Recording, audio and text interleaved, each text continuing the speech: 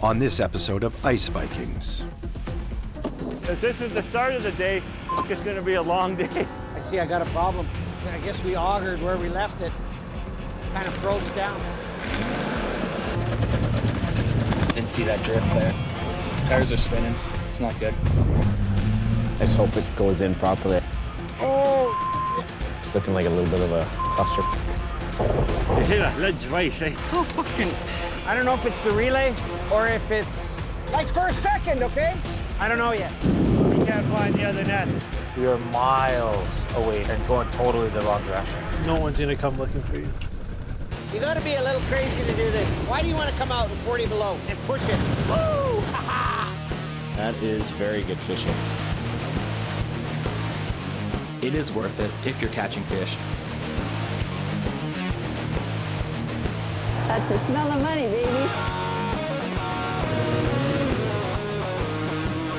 Just another day in paradise, living the dream.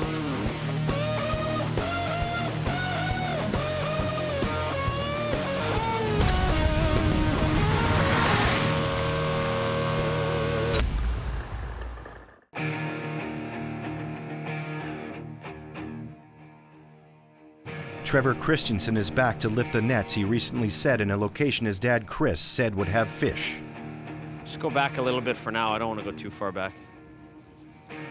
He's hoping his dad pointed him to a spot that's rich with pickerel and whitefish. Well, this isn't looking too good. Nope, not at all. No wonder my dad told me to sit here. There's no fish here. This f***ing sucks. I knew I should have went up north. I mean, this net didn't have a single fish in it. It f***ing sucks. I guess it's fishing. I should never have listened to my dad. I should have went up north. I'm not going to finish everything I have to do by the end. I'm going to try one more net, and if there's nothing in that, then we're just going to go home. Morning in Gimli, and like everyone else, the world is about to change for the Ice Vikings. The COVID-19 pandemic has now hit home on Lake Winnipeg. It's crazy times. I mean, everybody's going through it, right? Where the virus is hit and people are not really sure about how to go forth with making business decisions. Local fish markets are closing at week's end. We have to find a way to sell the fish ourselves, which isn't easy to do right now. We're not marketers, we're fishermen. And crews are scrambling to fill their quotas and get their fish to market, or lose out on hundreds of thousands of dollars. We might have a little bit of quota unfished. All that money sitting on the table, whether you caught the fish and you have nowhere to ship it or there was no fish, you're still on the hook for all your payments. You could be really suffering. It's more added pressure for everyone to finish early, as there won't be a market to buy their fish. I think it's going to affect a lot of people in different ways. This is just the start of it, I think, and we'll see what happens. Like, who knows if there'll be a spring season? There's a lot of things that can happen, eh?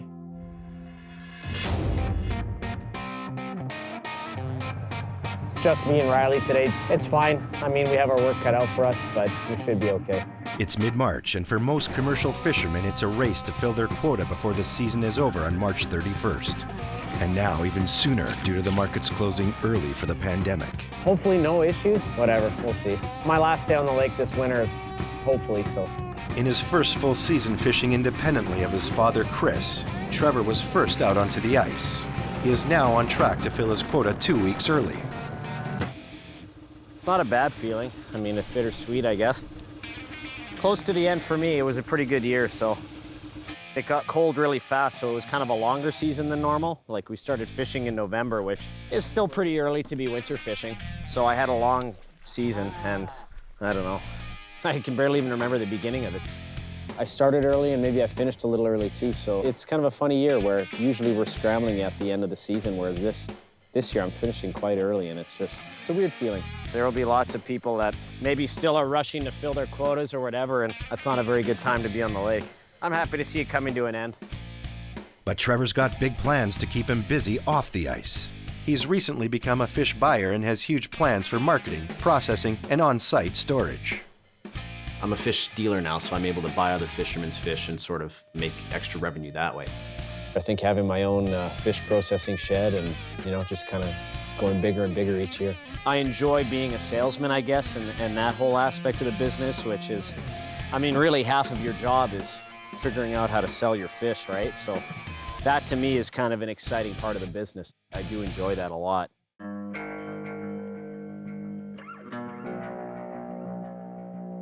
Closer to Gimli, the warmer days of March have started to wreak havoc with what's left of the winter ice.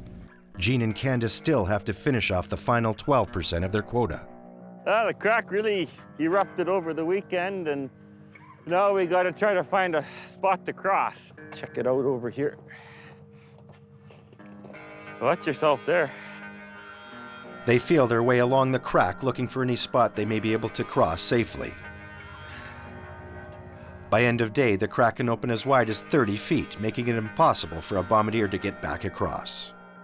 See, this spot here, if we really rolled over it quick, we could get across, I think, here. Don't know how solid that is. No, this is not ideal here. It looks frozen, but it's not. It just looks enticing to a bombardier until you get on it. And it will give way because it hasn't been cold enough. It was open over there, eh? There's a double crack here now. Yeah. So there's double crack. There's one about 10 feet where that ice is lifted, and there's one right here now. So it's just about impossible right here. With temperatures rising, they are on the lookout for rotten ice, places where you could easily fall through. With thousands of dollars in fish and equipment, such as their lifter and nets on the other side, not crossing the pressure ridge isn't an option. To get my trusty chisel, I think I'm going to jump on the snowmobile and take a little cruise here. You hope that you can get a spot that's close enough. I mean, you can go for miles before you find a spot that's decent. Because every morning you come out, it's different. So I'm checking out a spot over there. If this is the start of the day, it's going to be a long day. It gets stressful, eh? You know, every day you're looking for a new crossing, and it's always changing underneath. He's looks like he's across, so we'll make our way over there, see if we can get across too. Yeah, that's not too terribly bad. No. It was just a bit of work to knock it down. But just the trouble of knocking it down, if you don't got the tools to do it, you're not going to get across. So you always carry a needle bar or chisel with you. Ice underneath? It's ice underneath. Years of experience tells Gene he needs to feel solid shelf ice underneath what has been pushed up for the bombardier to safely cross. Shelf ice is the existing ice that sometimes sits below what has been pushed up. If there is no shelf ice underneath, the bomber won't have the support it needs and will break through the ice and sink to the bottom of the lake. You got to be really careful. You got to always be checking with needle bar or chisel. There, it should be good. But that's what we need. It's good crossing here. It's about a foot of ice there. It's pushed up. It'll be good. Good. We were lucky to find this here.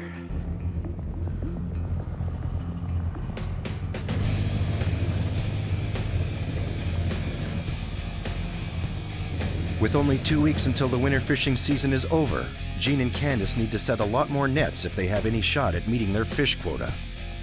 They had hoped to have finished by now, but this year it looks like they'll be going until the end.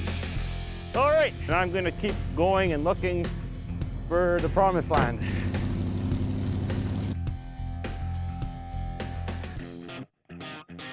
Back up north, in the Narrows, Chris Christensen is also looking forward to the end of a long season, with their whitefish and pickerel quotas at 95% done. Oh, another beautiful day. Oh, suck it up. Got an issue here.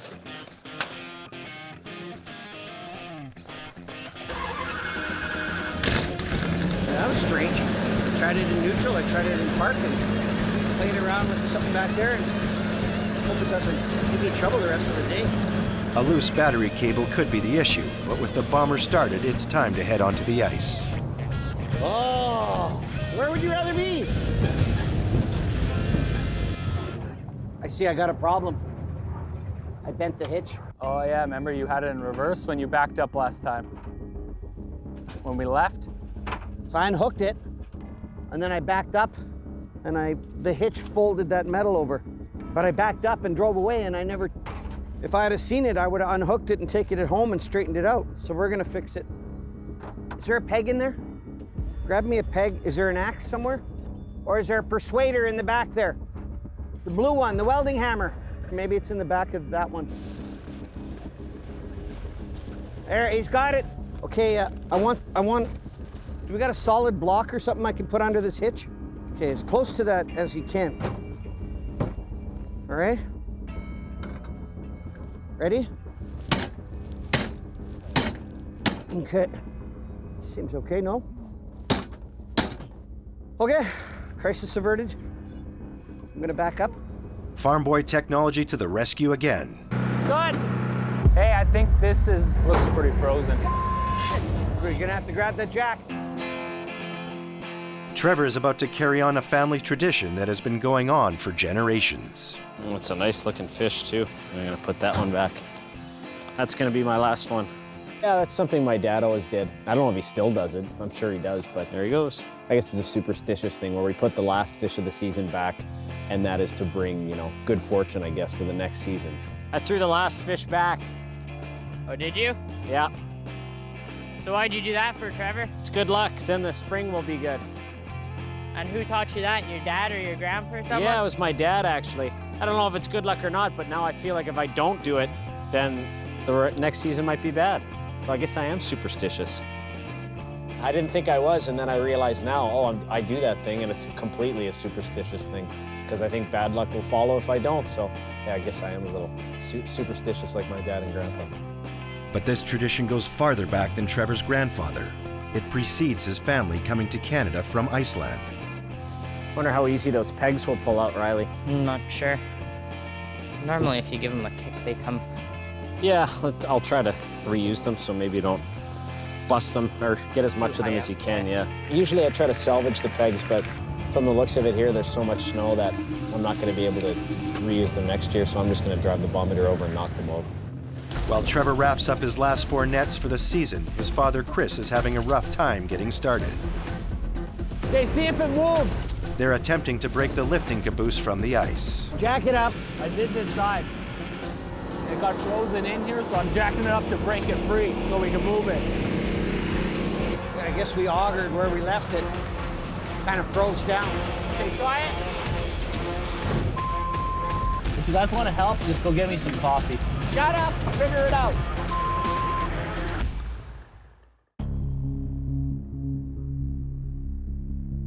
Shut up, figure it out. I'm not worried about that. Tempers flare as Chris's crew attempt to break their lifting caboose free from the ice. Come on, you guys. Just try it. Unhook it. I'm gonna hook this to that.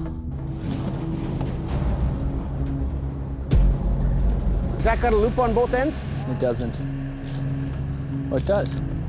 This rope is icier before you when you have your coffee in the morning. This is so unnecessary. Can't move the caboose. I guess it's froze down a bit there. And I don't want to spin the tracks on blue because if I do, it's just going to drop. And then I don't have a stuck caboose. I got a stuck caboose and a stuck bombardier. So instead of playing around, we're just going to hook them both up and pull. Just tighten it up and we'll see what it looks like. Lose the attitude. And if it gets tight, don't look at the rope. Look away. Just turn the side of your face you don't mind missing. Yeah, I have eyes.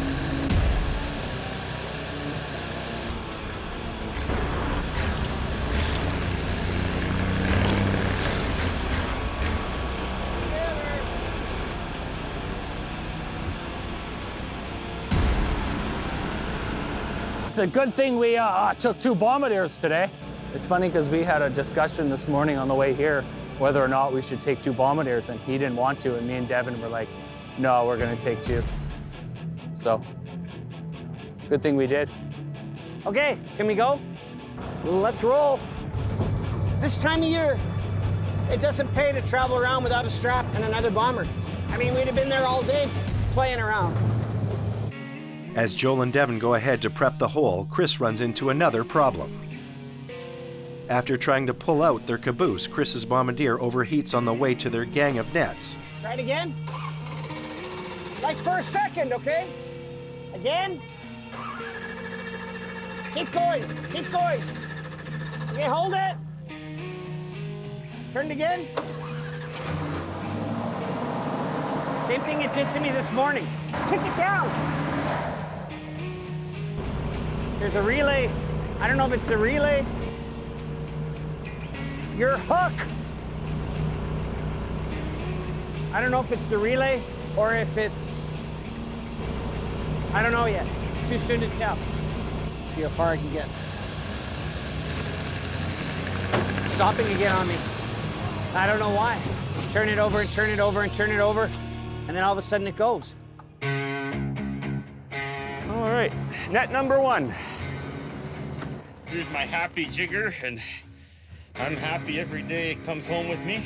You'll see there's just a Minn Quota cross on it. Just outside Gimli, Jean and Candace are racing to set new nets, but the rough ice is slowing them down. There's a chunk of rough ice right here. Hope we can get through. About 20 yards up here, 30 yards up. We'll see what happens. We got basically 2 lists left, so. They need this late season gamble to pay off, or they won't make quota when fishing ends in 2 weeks. If they don't hit it, it will be their first unprofitable season ever. You really want to get it done because that is your payday. You have till March 31st, and what's left is too bad for you. So you really hope that nothing bad happens to keep you off from doing your job. With their quota in sight last week, the Pischkes decided to pull out some of their nets. It was a calculated gamble that has not paid off. I pulled them because I thought I was going to have enough fish, and I pulled them way too early. The fish just dropped off, died off, so I got to set them back again. But that's fishing. We're gonna ramp it up a little bit and get 9 more in today and see what happens. I'd like to be off the ice by, 25th anyway. So got to try to speed things up and get the poundage we need.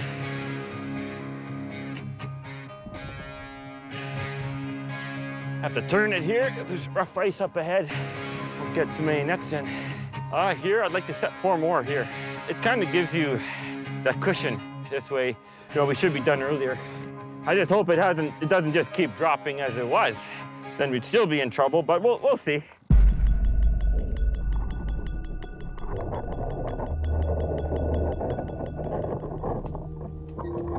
Hey, can you see the line? What's going down?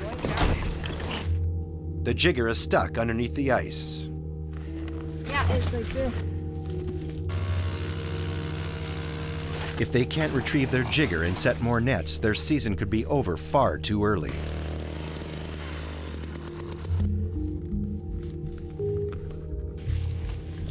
Oh, nothing there, eh? I mean, we're pulling up everything now. We're in pull-up mode. So that means every net we get now is not going back in the water. It is what it is. All good things come to an end. It's been a good season. Of course, it's been a long season. Chris and his crew are fortunate enough to be finishing their season early. It's kind of bittersweet. It's nice that you did what you did, but once you get in the habit of doing it, you don't want to quit. It's like, you see, we just figured out how to do it, and now we got to quit. I mean, that's how I feel.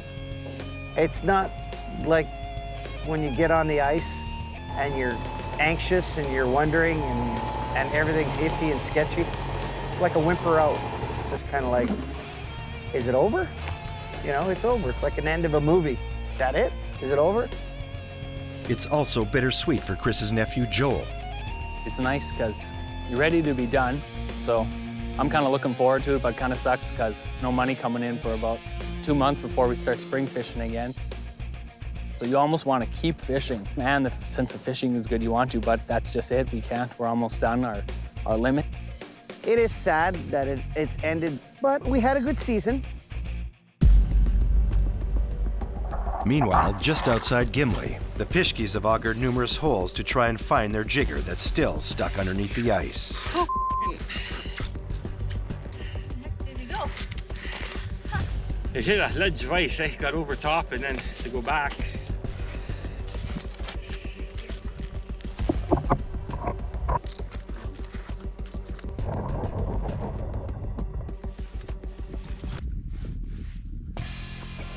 The Pischkes finally free their jigger. After a bunch of time wasted searching for the jigger, they are relieved to locate the $1,500 piece of equipment. They are now racing to finish the day. Jean and Candace are motivated to make quota before the weather gets too warm or the markets close. I'm afraid of snow. I don't want to be out here bogging through 2 feet of wet snow with the bombardier. It just makes everything tough going. It's really mucky and just hard to get around, so you'd like to get off before it starts breaking away from the shore. We'd like to try to get finished early, get a jump on the end so that we can ease out of it. That's March. Anything can happen, eh?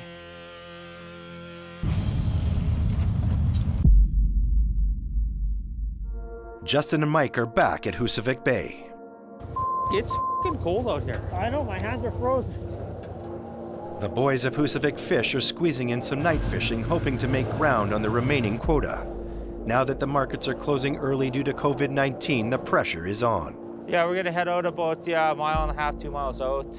I hope there is some gold eye in them. I don't know, it hasn't been too positive lately out here.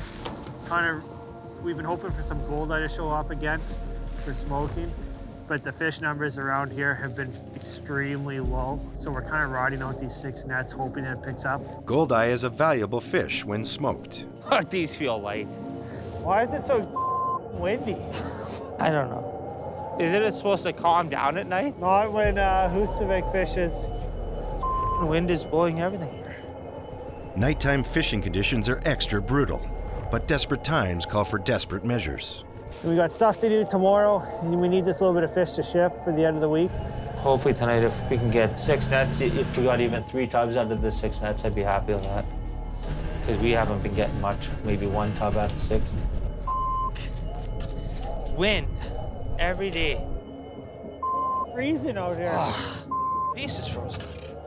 With the weather outside getting worse, Justin and Mike lift the first of their 6 nets. How is it this empty, though? Oh, it's gold eye. This is a gold eye. We'd like to get a couple hundred of these. I just can't believe, like, there's no tulaby, nothing in this. I think that's weird. I know. Yeah, it's just so clean of all fish. The guys need to catch at least half a tub of fish per net to cover their expenses. Right now, they are losing money by the minute. Jeez, Mike, you said fish here. This blows, man. Okay? A stormy night off the shores of Husavik Bay. This is ridiculous. What is this? You sure you didn't let these last night? That's it? That's it. Mike and Justin are working through the night to get enough fish to ship by week's end, but they are coming up short. This is like a fish a day. I'd be better off with the rod. Just don't get it. How? This net's like brand new. Typical story of Husavik this winter. Few fish, then nothing. This is even worse than the last one. Gonna have to phone Chris K to teach us how to catch fish. Okay? Yeah, he'd say don't fish in Husavik. With fishing a bust, the boys have another issue to deal with. A good old Lake Winnipeg blizzard. It is getting worse out there. Is it one of those lake storms? I haven't heard it howl like this in here for a while.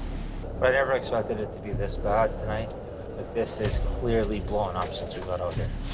That was never this bad even when we were on shore. No. I don't know where on the weather it says a full blizzard, but this is a blizzard. Will you drive up? I'm gonna watch this go here and then I'll meet up with you. Their gang of nets is over a mile away. With blowing snow, even their headlights will make this a difficult and dangerous journey to find a marker on the ice. We can't find the other net.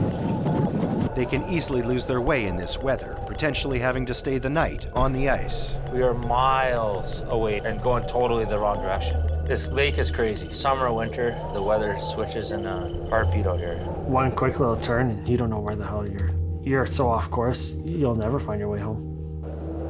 Poor fishing in bad weather is the least of Justin and Mike's worries if they get lost out on the ice. I think for sure it's about a mile and a half off course. It's scary when it's cold because you start to get cold. Even if you had a phone, where do you tell someone where you are? It's a whiteout. How do they see you? How do they find you? No one's gonna come looking for you.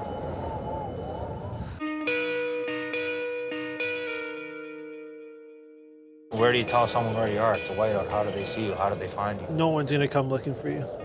Justin and Mike are trying to find their next gang of nets. If they get lost on the ice, they may not be able to even find their way home. And in whiteout conditions, it would almost be impossible for anyone to find them. A whiteout occurs when snow mixes with dangerously high winds, creating a fog-like appearance. Toss in a wide open lake and a blanket of darkness, it's a nightmare to find someone out on the lake, or for someone to find their way home. Still, you gotta be prepared, and you gotta stick to your same trail and let someone know where you're fishing.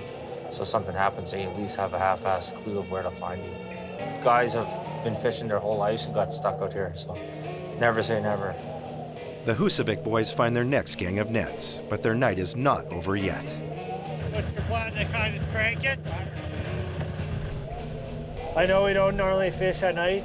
We only do it a few times a year, but this has to be one of the windiest nights I've seen in a long time. I didn't know where the hell I was going. It's probably the windiest night that I've ever fished, ever on the lake. Thank God we marked that other gang. I don't know if we'd find it. You wouldn't. Well, at least we know we're going in the right direction now. Plagued with poor fishing and brutal weather, Mike offers up some unexpected inspiration. This is the last resort. When we don't get fish, Mike thinks dressing up like a horse brings them in. Hey, that worked. Keep doing that. There you go. Even a horse can pick fish. The horse is doing better. Bring good luck. Hey! A beluga. Boy. Woo! Just lost her. Put her down the hole. Yeah, that's just another example of trying to break up the day and try to forget about the fishing for 5 minutes and keep on going. And like that, the horse is back. Gone. Did it make it a tub? I couldn't see. No. Despite the temporary diversion, Mike and Justin are once again disappointed with the results. Leaving with less than 2 tubs, it was a waste of time. Now, they need to find the shoreline to make it home to a warm bed. Even actually a little worse than I expected. It wasn't even 2 tubs out of 6. And they're pretty old nets. We'll just fish our heckler nets for another week or so and then call it quits. But the next day we get this calm, these are out. If I knew how it worked, I'd be a millionaire. I wouldn't be going until the end of the season trying to catch what I need. Learning curve. I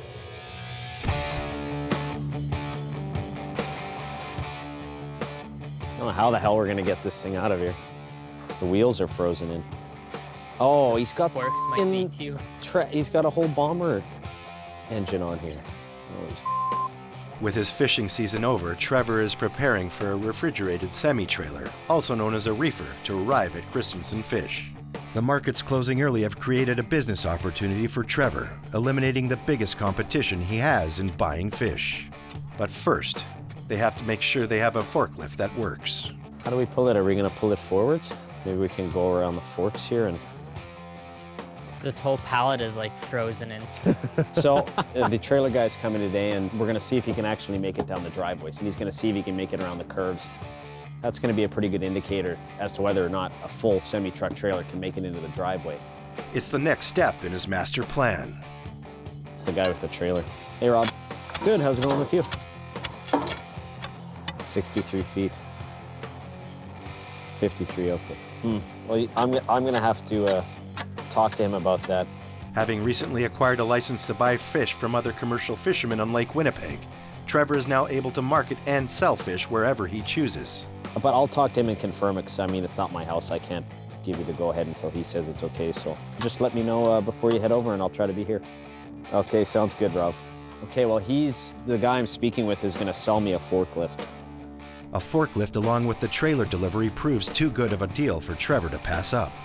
He said this thing should just go to the scrapyard, which is right. I'm not gonna tell my dad that, but this, we're not even gonna worry about this, Riley. So, I mean, this is kind of a lost cause at this point. I can't even get the stupid thing to start, so whatever. Let's just clean up in front of the shed and call it a day, I guess.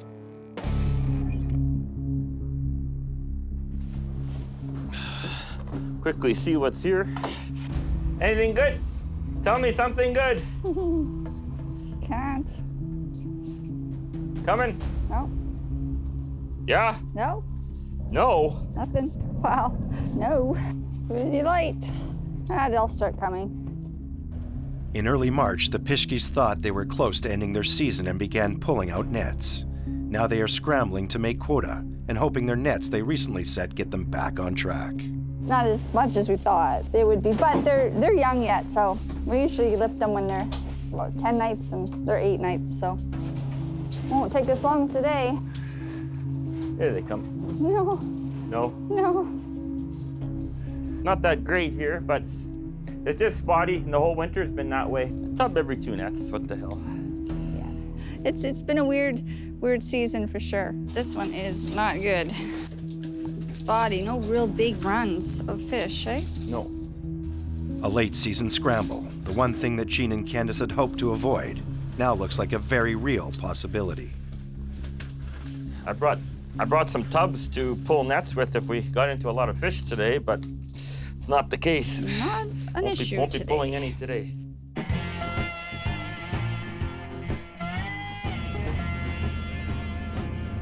So yeah, I just finished work for the day. I didn't see enough fish, so I'm gonna try to go catch a couple more. But these are for myself, for my own dinner. Joel Goodman is heading out onto the ice towards his own ice fishing shack. It's pretty rough out here.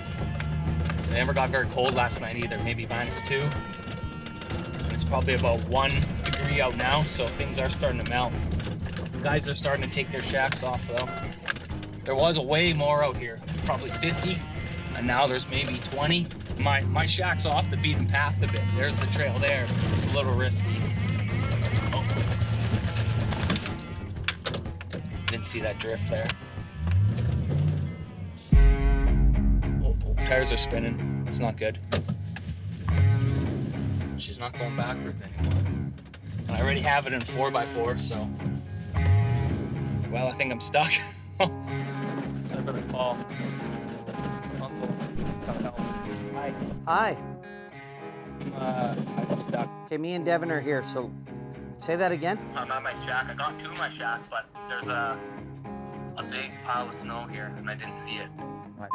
I don't think a truck's gonna pull me out. I don't think anyone's gonna come near me.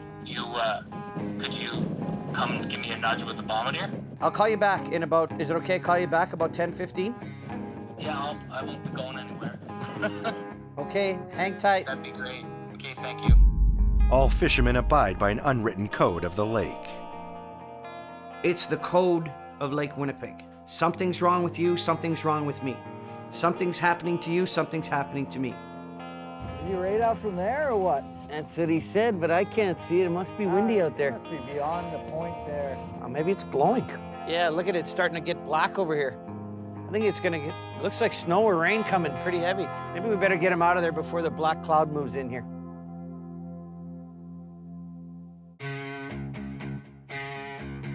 Well, I didn't realize it was this windy out here. Well, I was just cutting fish all day, so don't really worry too much about the weather when you're not actually going on the lake. Joel Goodman's truck is stuck on Lake Winnipeg, and he's called his Uncle Chris and cousin Devin for help. Yeah, it's pretty cold out there, so I'm glad he's coming to help me because I don't want to be shoveling anymore. Either he's gonna think it's funny that I'm stuck, or he's gonna be mad. Hopefully he thinks it's funny. That him? Oh yeah, that's him. Yeah? All right. Sure, I'll hear about this for the next week. You're not that far out. Frick, it's windy, eh? It's stupid. I think we got a storm coming here. I know. With the weather turning, Chris makes a suggestion. Well, whatever, we're here. Maybe we can get this out and then maybe try to tug on that shack. I guess the bomber's here already. Let's try it. Okay, I'll back you off here. He's gonna try to back straight up to you. That's good. I'll go ahead, Devin, just guide me, eh? Because I can't see.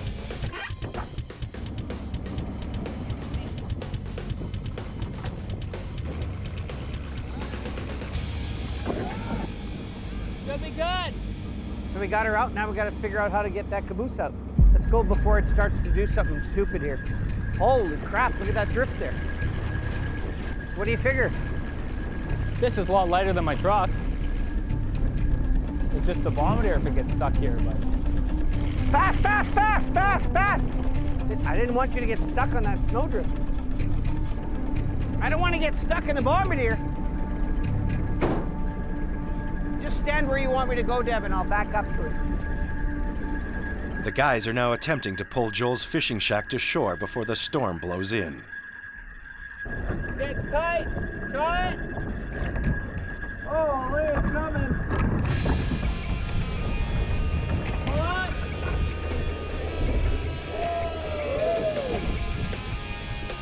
That worked good.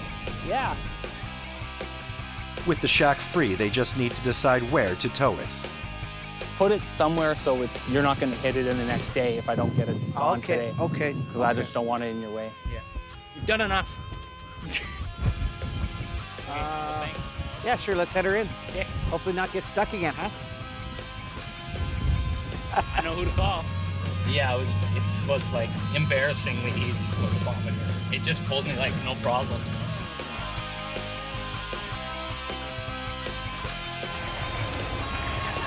The smartest thing to do when you're stuck is admit you're stuck and stop and just like get out and, okay, go like that. Thanks for coming to save me out there. And I figure, well, you probably won't make fun of me till I'm actually at work, so I show up again, eh? I'm sure it's going to be a long week of hearing this.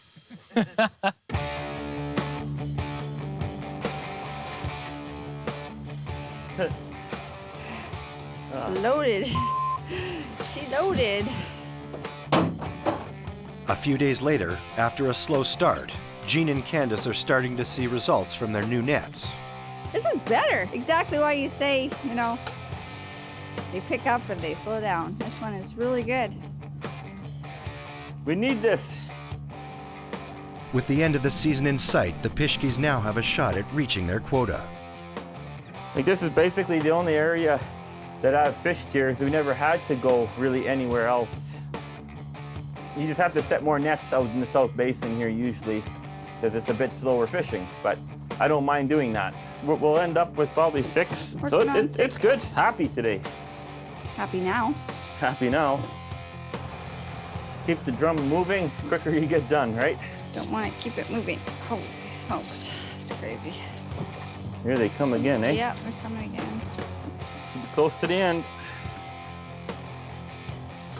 There it is. There it is. Last one.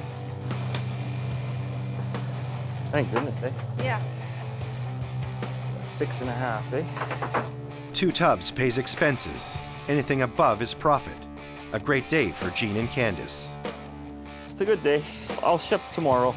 A little bit more of a respectable shipment, though. The last few shipments have been pretty grim, actually.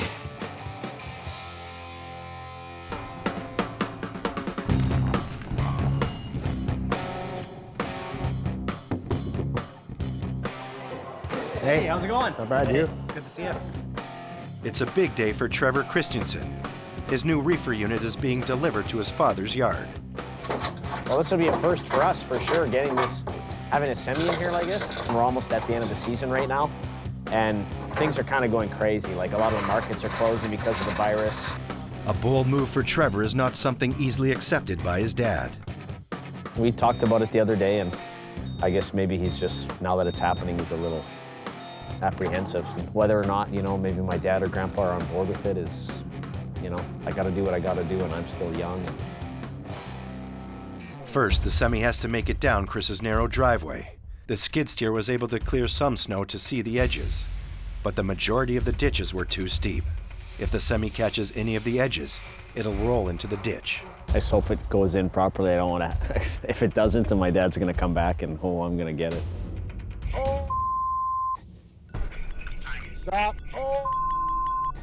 I might be stuck here. How you doing? I went off the driveway. Back up. Okay, let's go. The delivery of Trevor's new reefer has hit a snag. I guess Rob just got stuck, and they had to use the semi-truck to pull him out. And this is a narrow, tiny little highway, and it's pretty busy.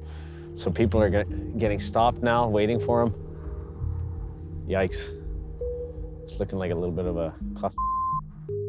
Trevor is suddenly thankful that his father Chris isn't on site to witness the struggles.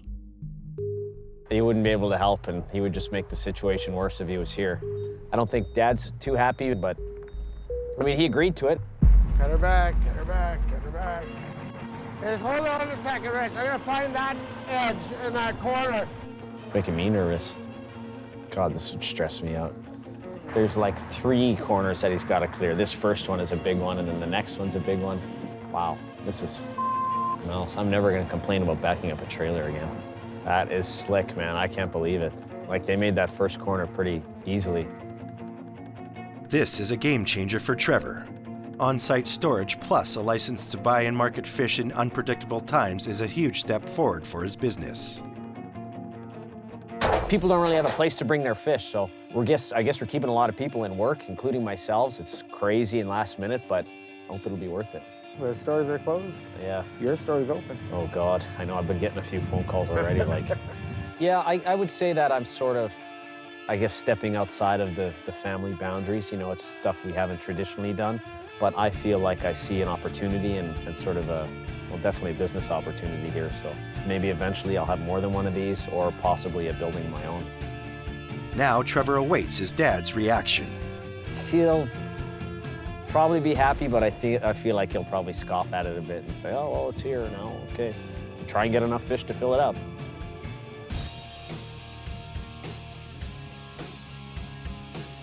Chris and his crew are finished their season and ready to load their equipment up to take home.